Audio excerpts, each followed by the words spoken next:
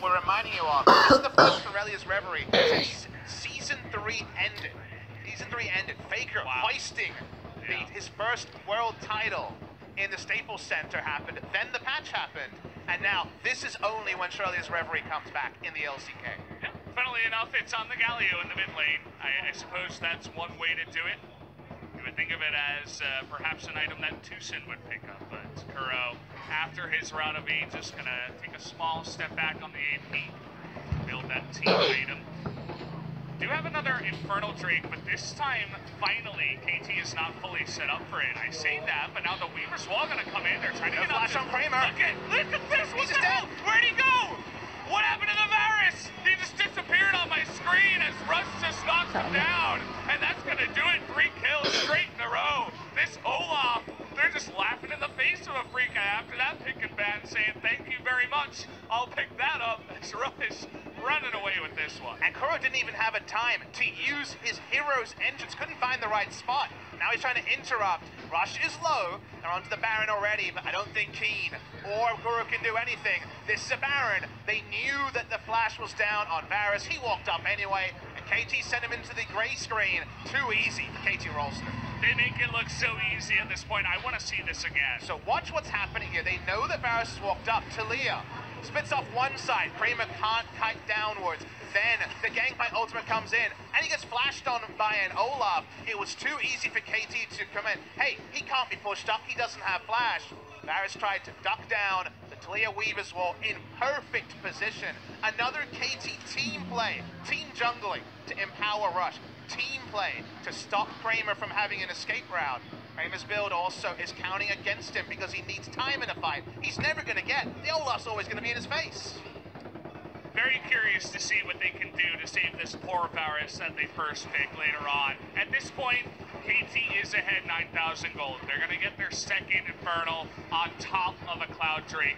What can you do from here? Game 1 looks all but lost at this point for Afreca, as KT, with the Baron buff, are now going to look to get even more objectives and even further ahead. They looked so soft up against King Zone, but then once I saw them against Afreca bringing in Rush with the quick 2-0, they looked like a new KT, and so far, they're looking to continue being that new KT with a very dominant lead in Game 1. There's another soft thing in this game, and it's the champions on the side of Afreca. We actually have the Zeke's Convergence Rush on the Rlster. He is not a tank. There's no tankiness really on their team, and while KT picked a no-tank lineup, they have all of the damage, Valdez. So, to answer your question, there is no way to get back into this game for Afreca outside of big mistakes from KT, and they would need to make 2 or 3.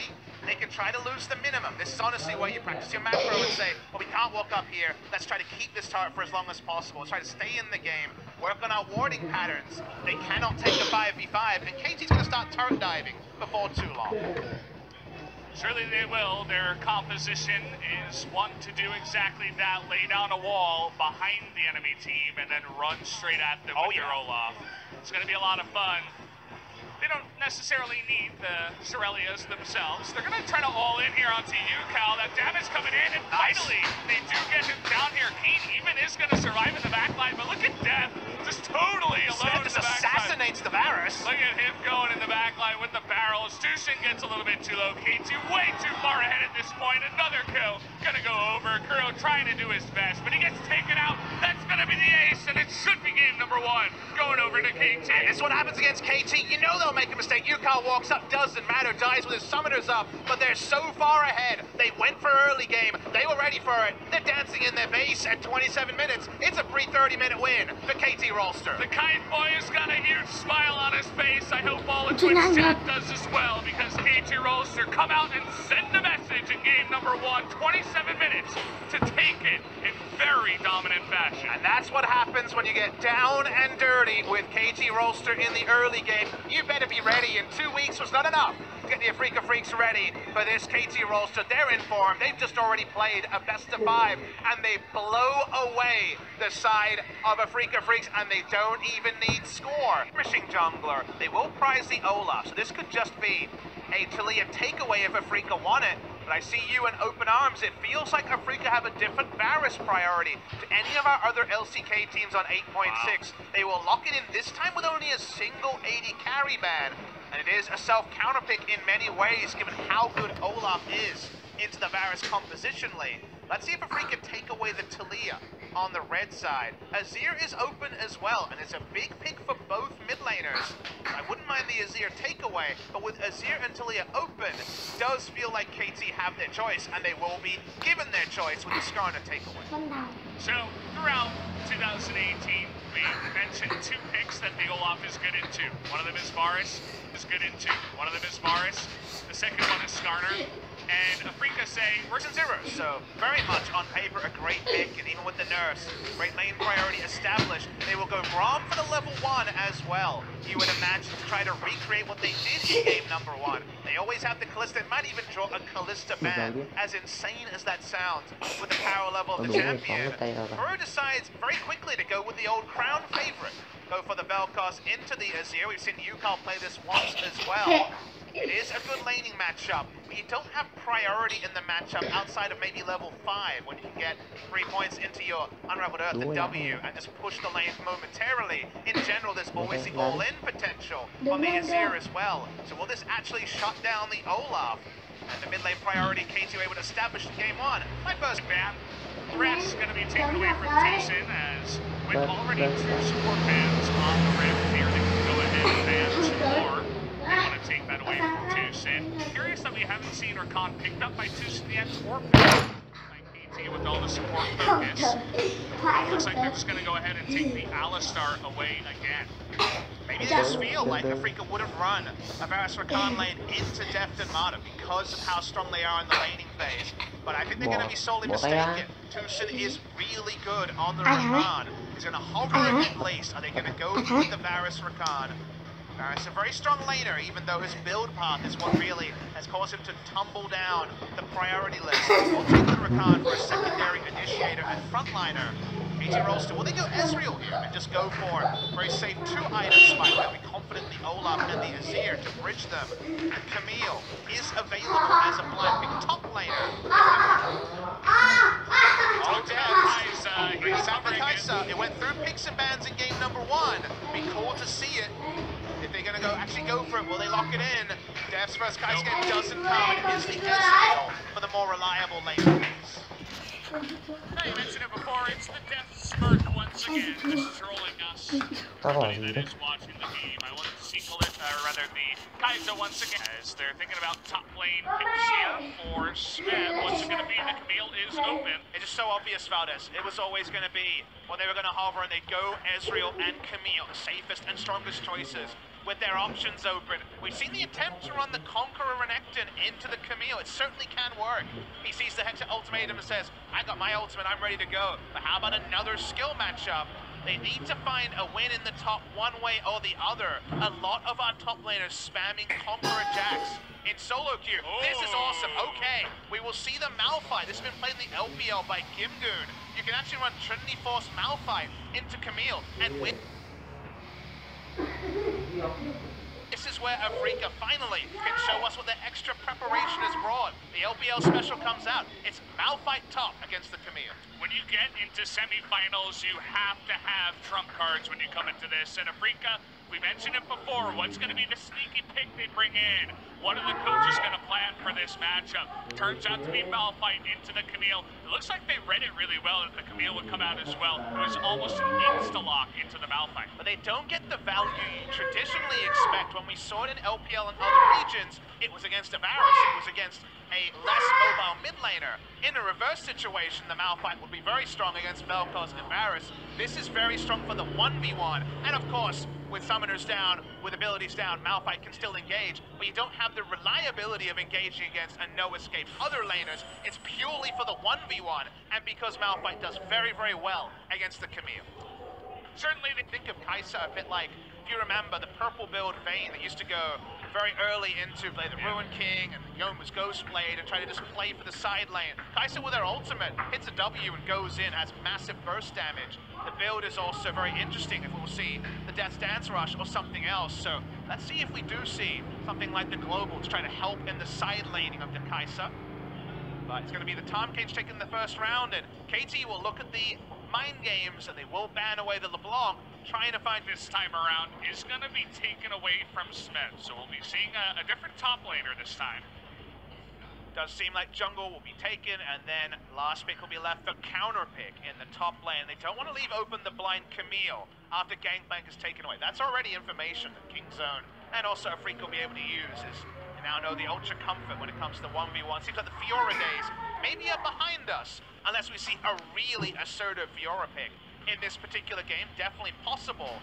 Jungle pick into the Olaf. Italy is seen as the compositional answer, but of course Score is not a well-known Nidalee player. That's what we thought Rush was in the lineup last time Afreca and KT played, to play the Nidalee. Yeah. Score has been known to play the Nidalee, says he plays it because of its power, but they will not lock it in this particular game, I would wager. They go for Sejuani, the best tank at disengaging from the Olaf.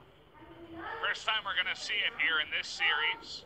Definitely is just nice in general, where we're going to see also the Karma picked up here for the mid lane for Kuro. So it's another utility pick for the Kai'Sa, but not the global. So they don't want to go for the Galio, too easily outlaned by Talia, now rotated in game number 1. They're going to go for the Karma mid lane in order to just follow and make the Talia accountable. It's a very strong 1v1 laning matchup for the Karma, so you're still very happy about your lanes. The final lane, though, is the blind pick. What are we blind picking? We're saying to Keen, the safest tank would be the Ornn. Patchworking into any sort of item build would be another initiator on the lineup. They will go Ornn. What does this mean for Smeb, though? Last pick on the red side, he's taken Fiora in many similar matchups and tried to make it work. Doesn't do that well against the Ornn. That seems going to be playmaking. It could also be a Tahm Kench top. I know that sounds crazy, but does very well into tank matchups. It's probably going to be the Shen, a very famous legacy pick for Smeb, but I'm not 100% sure until we round out to 20 seconds. We'll have to wait and see if they actually do go ahead and lock that in for the top side. Would have to imagine it. This would be more standard. Mata on Tahm Kench, his second most played, and of course Smeb Shen, everybody knows about that. Some of the best Stand Uniteds we've seen in the entirety of Korean League of Legends. We're piling on with this comp, regardless of where people are going. It will be the top lane Shen. It's very standard. The Missile Voyage, they have the Weaver's Wall, they have the Stand United. This is very much about piling in. It's not as pigeonholed into the mid-game teamfights before. There are always some damage concerns on both sides. Kai'Sa very strong in skirmishes. Afreca, the 5v5, they have great disengage. They have very big damage out of the Kai'Sa, but a one-threat comp largely from Afreca. To me, this is largely going to be about the rotations, the rotational play. By KT in game 1, Afreca in game 2. Afreca are more reliable, but KT is so aggressive. That's how the early game goes with Spirit in the lineup, having got to watch Mowgli in game number 2. The jungle shenanigans are certainly happening here. The flips in the jungle with the different members coming on in here. Score on Sejuani, very standard, straightforward. Going to be making that play. The rotations make it back, as you say. KT certainly have so much potential to make map plays. You got Talia, you got Tahm Kench, and you got Shen to roll all over the map. So let's see what they got here. We're going to jump into game number 3 right away.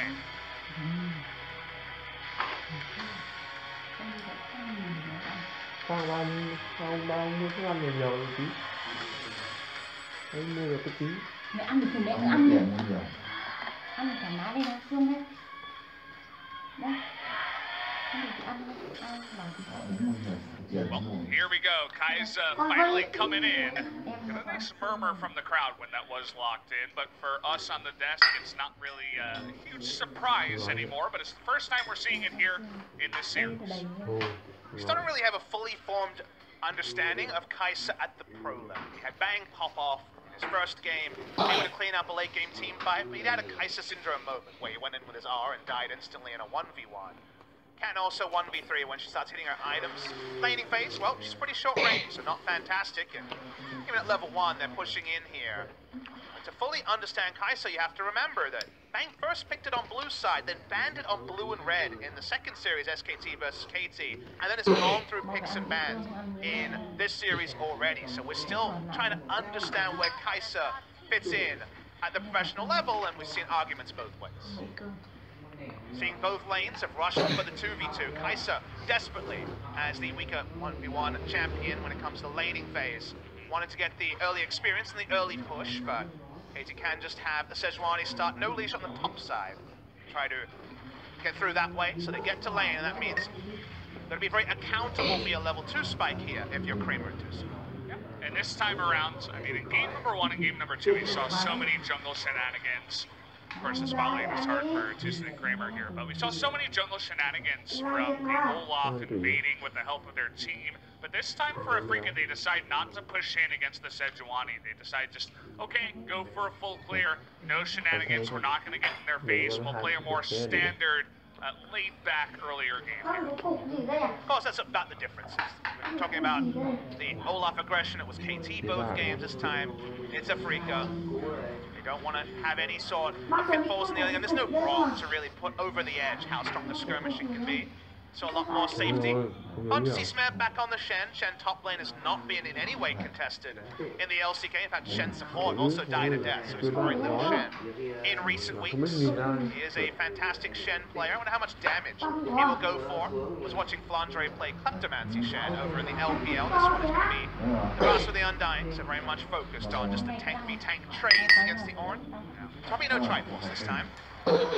LPL, certainly a lot of fun in terms of being very creative. When you're going up against a tank, why not take Kleptomancy? I mean, there's been like 310 games as well, so they throw out crazy stuff. True. Some of it sticks, like the 24th Malphite that we saw in game number 2, and some of it, you don't push it through to the LCK, so... Like the Klepto Shen? The Klepto Shen, I like the idea, but probably in practice, not going to work out as well. Isolating phase, again, not going to work out particularly well against the Varus, who can hold her very, very accountable. So that's what they were able to get. Even though they ended up picking Varus into Olaf, this was a kind of full knowledge that Kramer didn't have anything left that could actually win the 2v2, so they were very happy to get control bot side that was a miss in game number 2. A lot of control with the Calista game 1, not so much in game number 2. Good to see you, Cal, on the Talia once again. We saw exactly just how precise he is with his abilities. The Weaver's Wall's always in the right spot to enable his team.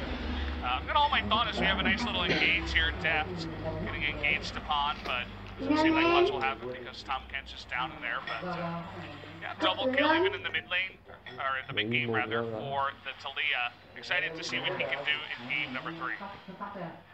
On the top side, we're seeing Mowgli's pop the Predator. Oh boy, it's going to be hard, especially with the knock-up and the taunts here. Does he want to go for the flash? Not yet. Going to use that dodge circle first. Perfectly played by Smeb to get away from that one. He actually had to be really conservative with the flash. That wasn't an early flash moment. Early flash, he probably dies, but got value out of his W. Nicely done by Smeb. He doesn't die.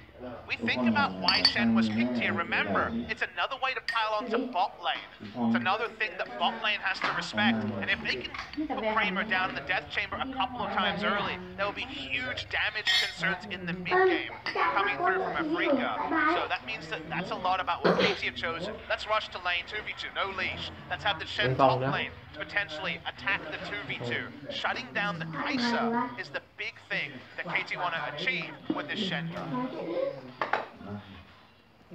So we're getting another look at the runes here for Kai'Sa. Of course, Gathering Storm seems to be pretty standard on 80 carries. Got the Legend Bloodline as well. Not going to be the attack speed Legend's choice there. It's going to be the lifesteal, just because Kai'Sa as a shorter range carry can have some issues in lane. You can't just go for the attack speed and start working on the evolution of your E and be a bit more accountable.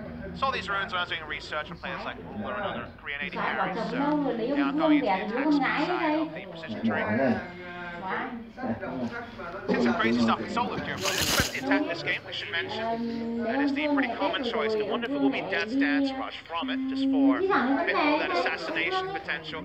I faced an electrocute. Kai'Sa in solo queue. It did a lot of damage, but it's solo queue, you know?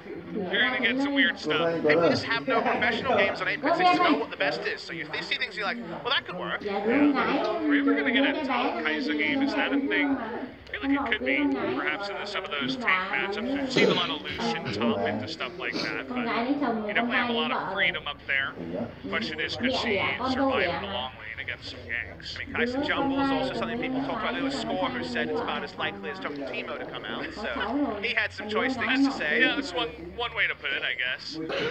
Score is famous for saying things like, I really don't like Nidalee, then locking it in though, so mind games are always real, and Spirit is, of course, exactly the type of player you'd expect to play the jungle Kai'Sa, our mad scientist who was playing Lulu jungle in the regional qualifiers last year. Rumble jungle, jungle chase. You've seen from time to time some weird ones. Yukal, he's just doing his thing. Gets the big one smited away, but steals some of the raptors away from Mowgli. Doing his best score impression, or I should say rush impression, and finding the enemy jungler and doing a bit of battle warding, as he found actually a brief bit of respite in the mid lane. It's actually an Aegis rush from Karma. That's so strange. Let's hold the point for now. Okay, Predator coming in. Very early flash from Mana. I love that play to just get away. They had the lane ward, so the Rammus S gank coming in with the Predator. Love the fact that Rammus ganks became a reliable thing to return to, but with Predator in the meta, feels like everyone has the ability to lane gank, and the lane gank ward allowed the early flash and the safety for Mana. He's looking to get a little bit frisky in here. He's going up against Smite, so not going to work out.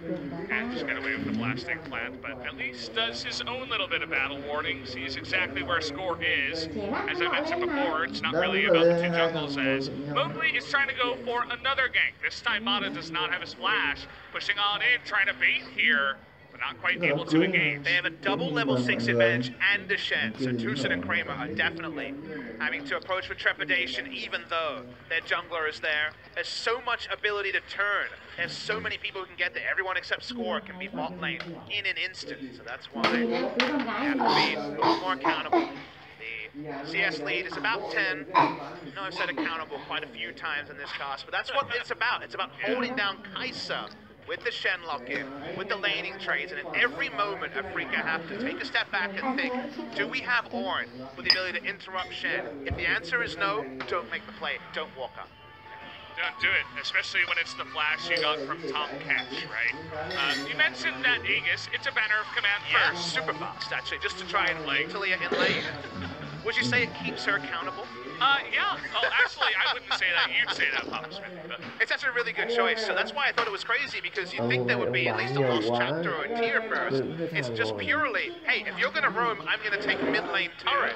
This is basically trying to roam on an Ignite Chase, who already has plenty of AD. You just gotta walk up and use W on your turret. Just try to keep Talia in lane forever and stop there being 4 people bot side with no counterplay from the side of Afreca. You mentioned that was one of the big strengths of their composition with the Chantilly and everything they've got, but I wonder whose idea that was too. Was it Kuro just goes into the game, he's like, I'm really gonna mess with this Talia, I'm gonna make sure she can't leave the lane, or maybe it was a coach. You know, we always talk about the coaches. Maybe the coach whispered in his ear and he said, my banner of command. I know it's not as good on this patch, but still do it. It's really good against Talia. And you just know that Yukal scrimmed 0 games against 8-minute banner of command. He's just tilted. He's like, what is this? What is this crap in the mid lane? Yeah. Can we get a remake, please? I don't think this is allowed. Really nice stuff there. And Afreca are inventive. I think the coaching staff, you know, they brought over the Chinese pick in the Malphite top lane. Now they got the banner of command. They think about the game a bit differently, and that's cool to see. Tucson doing his thing. He'll engage time and time again onto them, but always with the Tom Catch in the lane, you're going to have trouble getting an actual kill. Certainly a good way to shut down that Rlster. It was picked right afterwards. Nice side steps from Kuro. Very hard to actually hit the seismic shove onto Kuro if Inspire is available. He'll be able to sidestep, and for all the pushing and little poke damage, KT haven't been able to get a meaningful lead around the Kai'Sa. The Kai'Sa escapes lane within 10 CS, just like Vayne back in the day, and a lot of those more tricky laners to pull off. You're pretty happy if you're the side of Afreca. Certainly you are. This is turning into a very interesting series just because of the picks here. I saw the Karma and I'm like, well, you know, I play so much Talia, I know how good it is up against the Talia. Very annoying to deal with. Rageblade Rush onto Kramer. Again, it's common, but we see Essence Reaver and Death Stance first, more so than other choices. The Rageblade is very powerful at some point in the Kai'Sa build. It is another dueling item. If you get 6 stacks, you proc your W and your passive so much that you can always get that execute damage coming through from a passive. Yukal goes for the invade, done this a couple of times before, but even with 2 control wards, the roam bot lane has never come from the Talia, and Kai'Sa continues to pile on the bot. Small mistake from Score. He's really trying to make this work. The Predator's going to come in now, but it is 2-on-2. Trying to go for the Karma, missing the Q actually, the Arctic Assault, but they're going to go on to the Olaf, who's forced to blow everything. Now Death getting engaged above the Ignite is ticking, but he does survive. Didn't get to see the full engage happen down there. I don't know how he was forced to use double summoners, but he actually now has a summoner disadvantage compared to the Kai'Sa. There'll be a lot of free time for Kai'Sa to pick up a lot of farm in the interim now. Need a replay. I imagine a base check of some sort happens. It's not going to be the end of the world, but the more Afreca can get through the early game unscathed and show up with Karma and Kai'Sa and 2 items, the happier they'll be. Is this was just Mata on her own and Deft overstaying in the bot side. Yeah. Also fantastic read from Tucson. The second he sees Mata move even the slightest bit away from Deft, he's like, I've got an opportunity. Already had his Moby boots, was able to close the distance and make that engage happen. Big mistake from Deft, who has been, of course, guilty of those in the playoffs many times in 2017. This is not at 35 minutes of the game in the balance, but it's not ideal. Afreca on the top side. First time they've had a bit of control. They're looking for their first Rift Herald of the series. Mowgli trying to channel his inner rush here and get all the objectives for his team. This time we haven't seen much focus on the Drakes, even though it is a Cloud Drake. Just haven't really had any kills or opportunities to get on in there, but very early Rift Herald could be quite nice for this Olaf. It's really impossible to draft the Kai'Sa and Olaf together and also take Drakes, because you're not going to be strong around the 2v2 because Kai'Sa struggles in the very early game. So that was just something that Afreca couldn't add onto what is now the first neutral of the game, which is that Rift Herald, and it's actually just popped instantly. I don't know if that was a mistake or not. You have to imagine that is a mistake. Probably wanted to place a ward or something, and this is very unfortunate. Not going to do enough damage here. Certainly could have waited, maybe wait to see where the Sejuani is and try to get a better charge, but could have even taken out that first blood turret too if it had full health. So of all champions to press 4 or your warding item on, it's not a Lee Sin, it's actually an Olaf. Very strange. Just a pure mistake from Mowgli, bit of jitters you'd say on the stage. Yeah. Score, and also Yukala here. This should be enough damage. Let's see what he can do though. Keen going for the 1v1, wants the knockup first, not even gonna blow his flash. Knows he's dead at this point. They're gonna give the first blood. Well, they tried to give it to Yukala, but it goes to Score on the Sejuani. He's gonna continue attacking lane. He's going for the Titanic Hydra Rush, which is the Score natural build from the old days. They will get the roam, but with the banner of command, we do have the Devour here to try to slow down the push. Def can have a lot more happy time in the side lane.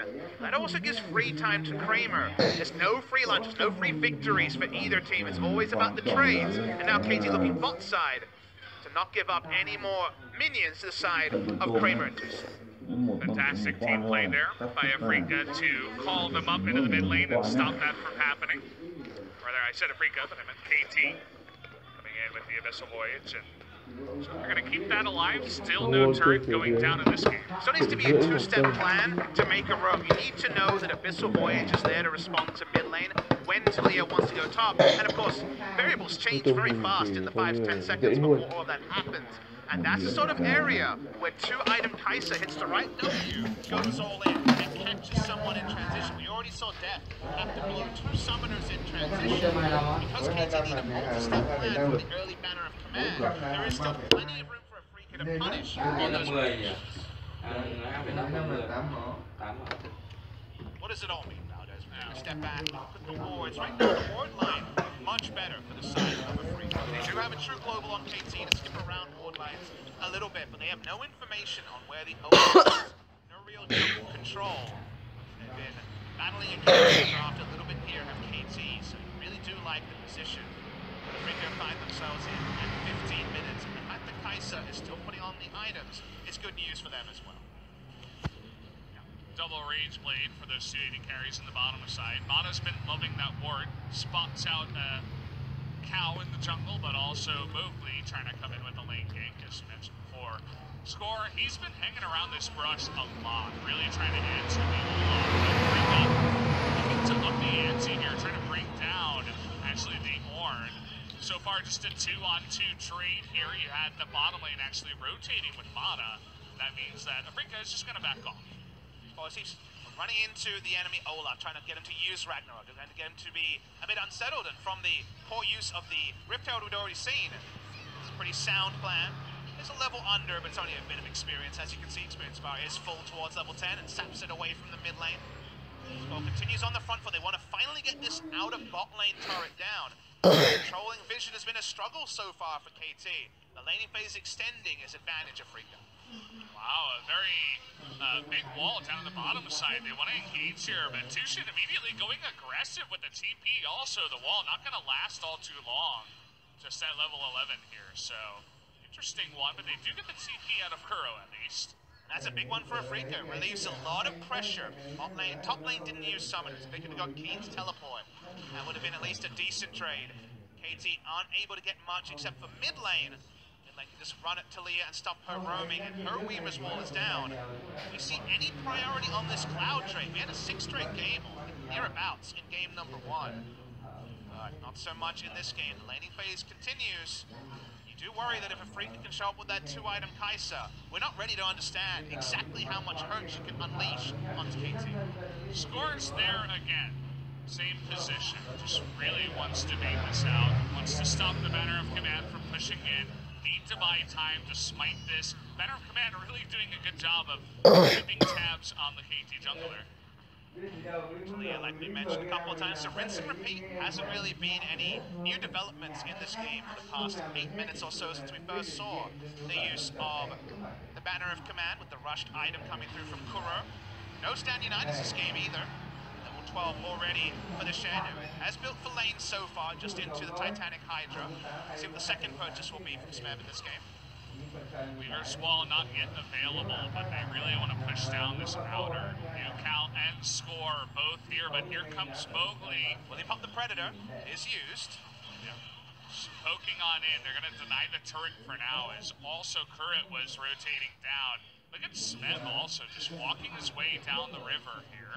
He's going to be spotted on a ward now, though. He can push in the mid lane a little bit, wants to be there as fast as possible. Isn't even happy with the stand United for the more decisive rotation.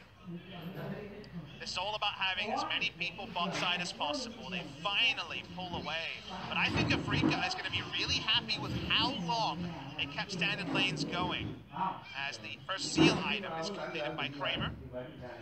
On, I would imagine, rapid fire cannon. There's actually an argument for most.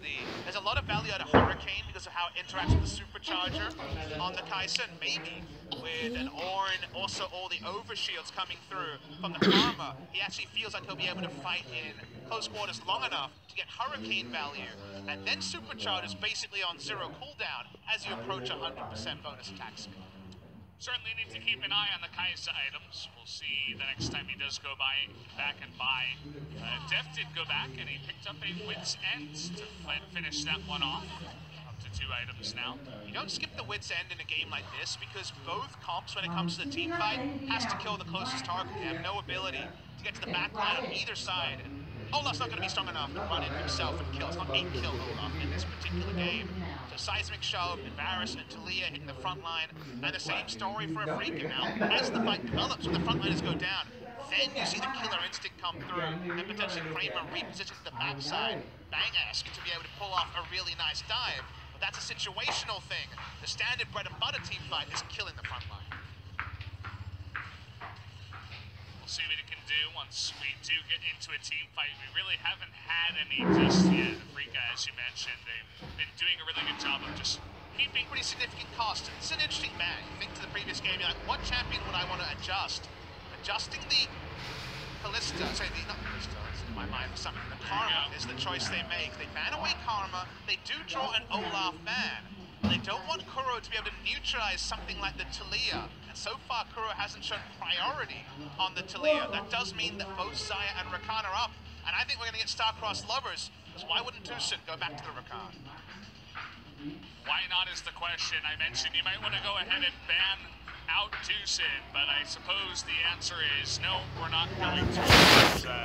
Let's go ahead and ban everything else. We're looking at a Caitlyn here, and that is going to be locked in this time around for Kramer. Well, they prize the Xayah, so the Rakan, deny the Xayah Rakan, because Caitlyn would be a bit more lane presence, and it would also be a bit more latitude to take the Rakan, so you have to do it now. But then the jungle pool starts to get narrow as well, so jungle or support. is kind of the conundrum you have here if you're Mowgli. And it seems like they decide to go for the jungle pick over the potential to lock in the Rakan away. And this is a big denial away from Tucson not taking the Rakan. He is a power Rakan player. Does mean that score is down 4 junglers on a patchwork. A lot of people prefer other choices. The Gragas is up here. That would be a very stable choice into the Sejuani. Score played it in the last series. Will we see something like Rakan Gragas from KT? Rakan is obvious, but what's going to be the answer in the jungle? As you mentioned before, already discarded, taken away. They're not even going to pick it just yet. They're going to let more bans flow through. They pick up Talia again for you, Cal. Means that mid lane pick could be decided here, but will we just see the choice from the West? We will. Morgana support going to come out. Really big pick in the NALCS especially, because Rakan is all about flash into the quickness and then layering it into the ground entrance and the back shield and his orb. And so it is very nice laning. It's also double range in a more pronounced way than Rakan is a range champion. And there's been Xayah Rakan Nurse as recently we're on patch 8.6. So there is a lot of reasons why Afreca will be pretty happy with the Caitlyn Morgana into the Xayah Rakan. Don't see any more jungle bans so far, as the Nara is actually going to be banned away. Smab will be forced to blind pick his top laner in this game, most likely. Yeah, looking that way. Lots of mid lane bans bound to come through, as still the pool is quite wide. Want to take away that big power pick in the Azir first. Could go ahead and ban something else for the top lane, perhaps, if you're looking about targeting Keen, and there it is, the GP comes through. Look to a Zac pick if Score wants to lose a bit of lane presence and just go for the Zac and power farm up. But Zac and Gragas are the big junglers I'm thinking of when I look onto the blue side. On the red side, we're looking for solo laners for the side of Afreca Freecs, a safe choice for mid or bot lane. Now notice there is one safe choice removed as they're hovering. They're doing it! Kuro's going on to potentially Yasuo or Keen. Alright, we're getting Yasuo. This is something that Faker has been practicing. A lot of people have been practicing, and it's straight up Yasuo. The Yasuo, unbelievable. It's so good into the Talia, but also Conqueror comes in. Another fantastic rune for Yasuo. It gains so much power. They bring it out the second trump card here for Afreca. Really good against the explosive cask is the win wall as well from the Yasuo. So we're getting a lot of value out of this effectively Yasuo pick that could be top or mid lane. It's a flex pick Yasuo. Very interesting. KT are going to definitely be surprised to see this from the side of Afreca. They're going to go for some pretty safe choices. Looking for a top laner. May just return to the Shen they didn't get any value out of in game number 3.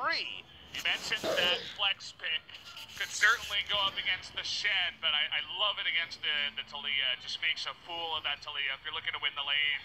They're looking to win all the lanes, Valdez. They're going for 3 winning lanes in a couple of different ways. What will they eventually settle on? They could have gone super lane focused and gone for the Fiora. They'll rein it in a little bit. They seem to be happy with the Orin. So Orin versus Shen, a true tank matchup, where Orin will have the pushing power before Titanic Hydra is complete. But Yasuo mid lane is brought back by Kuro. It's a different way to approach the Talia. There was no Cassiopeia ban. That's a big pick in other regions. We just get a Yasuo, and we get Kuro looking to flex and also pick up an MVP in the postseason. Look at the coaches here saying... a massage there in the booth right before the games start. You've got 3 coaches saying, well, you wanted it, you got it, and we got some Yasuo in the LCK playoffs. Receiving a bit of a beating before the games start here, saying, don't receive that same beating in the game. And we already see so much Conqueror Yasuo in solo queue.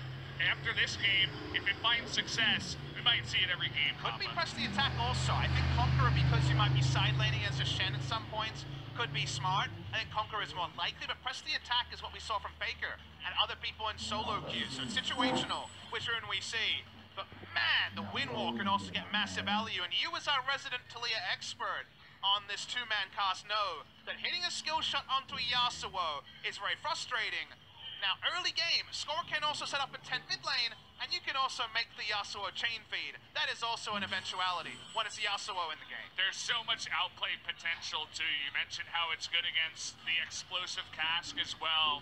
You can try to go 1v2 at times. Mowgli shows up a little bit later, maybe even a roam from Keen. The Orange certainly helps out from a separate lane. Either way, guys, a really exciting game. Number 4 draft should make an exciting game. Let's jump into it right away.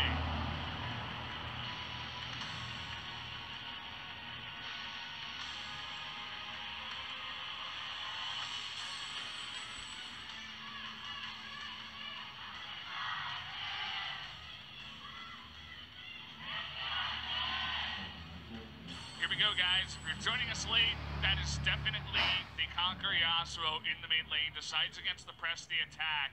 Takes the ignite. The recent buffs as well make this just even more obnoxious. And look at this, it's so annoying. A bit of extra zoom here for the style choice in the Yasuo mid lane.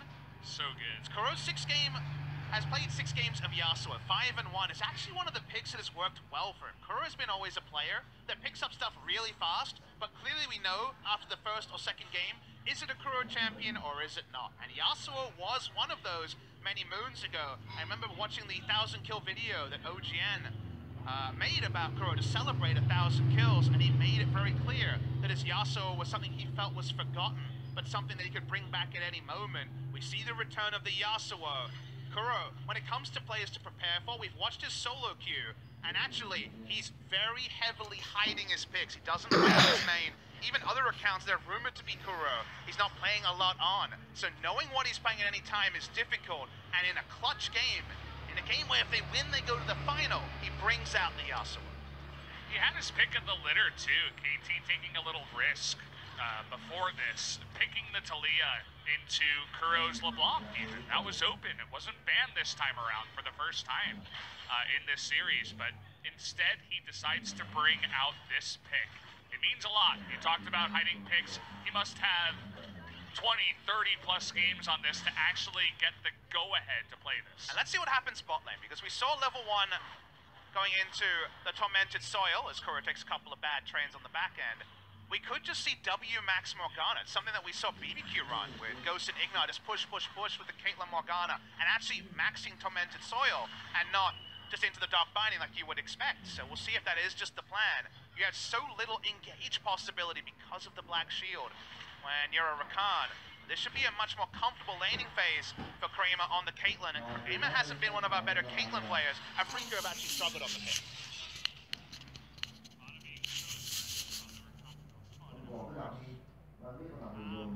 Very smart from Tucson timing on that one. The only aggressive vision they had was there was actually no forward vision at all from Afreca, so very nicely intuited. Not going to be any late game, going to be successful. Yasuo backs away. Hey, he's up in CS even if he's round on the other side. KT needing to find a support and AD carry at some point. Notice they will go through the second round and invite the AD carry man. Seems like Def is comfortable whichever direction he goes.